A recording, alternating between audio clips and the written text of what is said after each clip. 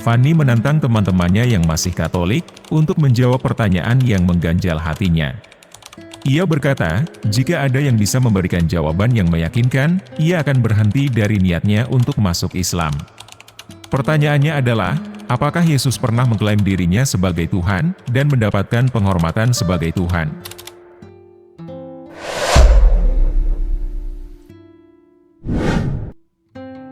Assalamualaikum warahmatullahi wabarakatuh.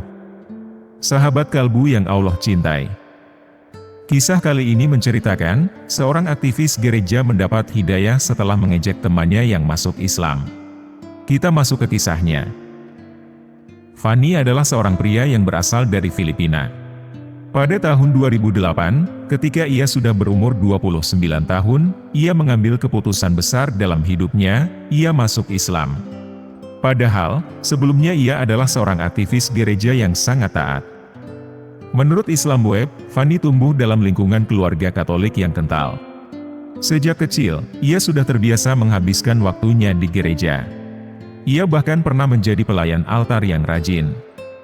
Fanny tidak hanya menjadi pelayan altar, tetapi juga bergabung dengan band paduan suara gereja saat ia masih remaja. Ia terus aktif di gereja sebagai pelayanan pemuda paroki dan pemimpin band.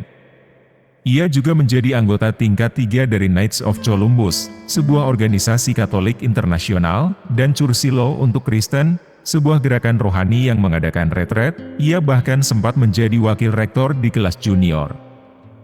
Ia memiliki 2 sahabat yang adalah pastor Katolik. Salah satunya, Rev Ever Benjie, sering berbicara dengan Fanny tentang Islam.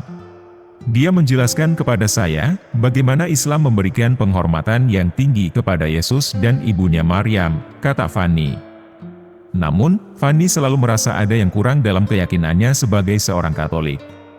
Ia bertanya-tanya, mengapa gereja Katolik dan gereja Kristen lainnya menempatkan Yesus sebagai pusat iman mereka, bukan Yahweh, yang mereka anggap sebagai pencipta semesta. Ia ingin tahu, mengapa ajaran Kristen tidak lebih fokus pada Yahweh.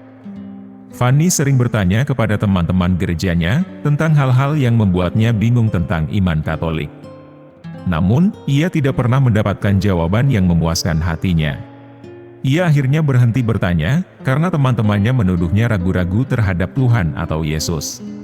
Padahal, ia hanya ingin mencari kebenaran. Pada suatu hari, ia bertemu dengan seorang teman lama yang dulu bermain drum bersamanya. Mereka pun mengobrol tentang berbagai hal. Tiba-tiba, temannya itu mengungkapkan bahwa ia telah menjadi seorang Muslim. Fanny terkejut dan langsung mengejeknya. Ia berkata bahwa temannya itu telah meninggalkan Yesus dan imannya yang sejati. Temannya itu tidak marah, tetapi hanya tersenyum dengan sabar. Ia tidak membalas ejekan Fanny, tetapi hanya memberikan informasi tentang Islam. Fanny mendengarkan dengan hati-hati, dan ia merasakan ada sesuatu yang berbeda dalam dirinya. Ia mulai bertanya-tanya, apakah Islam adalah jalan yang ia cari selama ini. Fanny penasaran dengan alasan temannya, yang dulu bermain musik di gereja bersamanya menjadi seorang Muslim. Ia pun mulai mencari tahu tentang ajaran Islam. Ia meminjam beberapa buklet dari temannya, yang berisi informasi dasar tentang Islam. Ia merasa tertarik dengan apa yang ia baca. Ia juga meminjam 2 buku dari seorang kolega Muslim di tempat kerjanya. Buku-buku itu adalah Christ in Islam, karya Syekh Deedat, dan Islam in Focus, karya Hamudah Abdalati. Dari buku-buku itu, ia mendapatkan jawaban-jawaban yang ia cari selama ini tentang iman Katolik dan Islam. Ia mulai menyadari bahwa Islam adalah agama yang sesuai dengan hati nuraninya.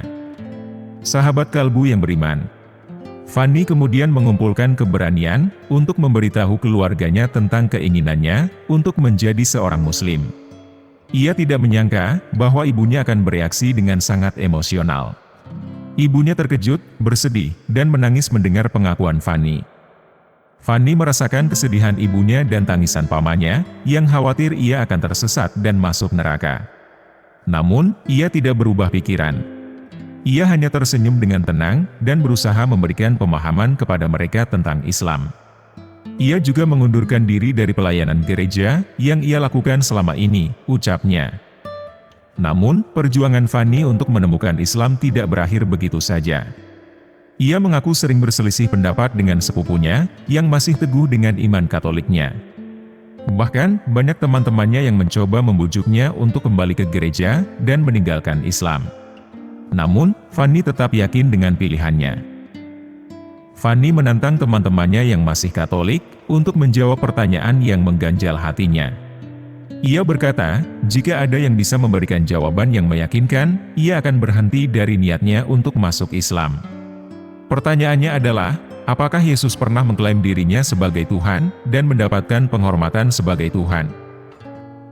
Beberapa bulan berlalu sejak peristiwa itu. Suatu ketika, ia bertemu dengan seorang teman lama, yang juga mantan pelayan altar gereja. Temannya itu baru saja pulang dari Arab Saudi. Fanny terkejut saat mengetahui bahwa temannya itu juga telah menjadi seorang Muslim. Mereka pun berbincang-bincang tentang Islam. Fanny merasa senang karena temannya itu bisa menjawab semua pertanyaan yang ia miliki. Fanny pun semakin mantap untuk memeluk Islam. Ia mencari seorang imam di desanya yang bisa membimbingnya untuk mengucapkan kalimat syahadat. Namun, ia mengalami kesulitan karena di desanya hanya ada sedikit Muslim. Ia tidak bisa menemukan imam yang ia cari. Ia merasa sedih dan kecewa. Fanny tidak putus asa, meskipun ia belum juga menemukan seorang imam di desanya. Ia terus berdoa dan berharap agar ia bisa mengucapkan syahadat secepatnya. Suatu hari, ia mendapat telepon dari sepupunya yang tinggal di Dubai. Sepupunya itu mengundangnya untuk berkunjung ke sana. Fanny pun berangkat ke Dubai dengan penuh semangat. Di sana, ia bertemu dengan seorang imam yang berasal dari Filipina. Ia pun mengucapkan syahadat di hadapan imam itu dengan bahagia. Alhamdulillah, saya sudah menjadi seorang Muslim. Saya adalah satu-satunya Muslim di keluarga saya. Saya tahu ini akan sulit, terutama jika saya meninggal. Ibu saya dan anak-anak saya tidak bisa mengurus jenazah saya sesuai dengan syariat Islam. Tapi saya tidak menyesal. Ini adalah keyakinan saya yang sejati, ujarnya. Allah Subhanahu wa Ta'ala berfirman, apakah kalian mengira untuk masuk ke dalam surga, sementara belum datang kepada kalian, seperti yang menimpa orang-orang sebelum kalian? Mereka ditimpa kesulitan dan kesusahan, bahkan digoncang dengan berbagai macam ujian. Sehingga Rasul dan orang-orang yang beriman berkata, kapan datangnya pertolongan Allah Subhanahu wa Ta'ala? Ketahuilah, sesungguhnya pertolongan Allah itu dekat. Quran Surah Al-Baqarah ayat 214. Di sini Allah Subhanahu wa Ta'ala mengingatkan kepada kita semuanya bahwa untuk masuk ke surga itu tidak semudah yang dibayangkan. Karena surga itu dikelilingi oleh perkara-perkara yang sulit. Allah mengatakan, apakah kalian mengira kalian akan masuk surga, sementara belum menimpa kalian seperti yang menimpa orang-orang sebelum kalian? Mereka ditimpa kesusahan, kesulitan, dan berbagai macam ujian. Maka dari itu, ternyata untuk masuk surga, kita harus menghadapi ujian dulu. Sebagaimana juga Allah berfirman dalam ayat yang lainnya. Apakah kalian mengira akan masuk surga, sementara belum tampak bagi Allah Subhanahu wa Ta'ala siapa di antara kalian yang bersungguh-sungguh, dan siapa yang sabar? Quran Surah Ali Imran ayat 142. Jalan menuju surga membutuhkan kesabaran, keimanan, kekuatan, dan kesungguhan. Jalan menuju surga bukan sebatas angan-angan, saya ingin masuk surga, saya insya Allah masuk surga, tidak demikian. Setiap orang yang beriman pasti diuji. Terkadang ujian itu dengan kesulitan, kesusahan, musibah, bencana, juga malapetaka. Terkadang ujian itu diberikan dengan kesenangan. Dan pasti semua kita inginnya diuji dengan kesenangan. Tapi kita banyak yang tidak sabar dengan kesenangan. Karena dengan kesenangan, justru dibuka pintu-pintu syahwat, dengan kesenangan terbuka pintu-pintu maksiat. Banyak orang yang tidak sabar dengan kesenangan. Saat ia senang lebih banyak lalai, dilalaikan oleh HP, game, dan berbagai macam hal yang melalaikan.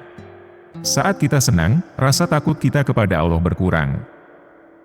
Dan itulah kisah dari seorang mantan aktivis gereja yang mendapat hidayah setelah mengejek teman muslimnya. Semoga kita bisa mengambil hikmahnya, dan bisa meningkatkan keimanan kita. Wallahu a'lam bishawab. Terima kasih sudah menonton video ini sampai akhir. Jangan lupa like, komen, dan subscribe channel Ruang Kalbu.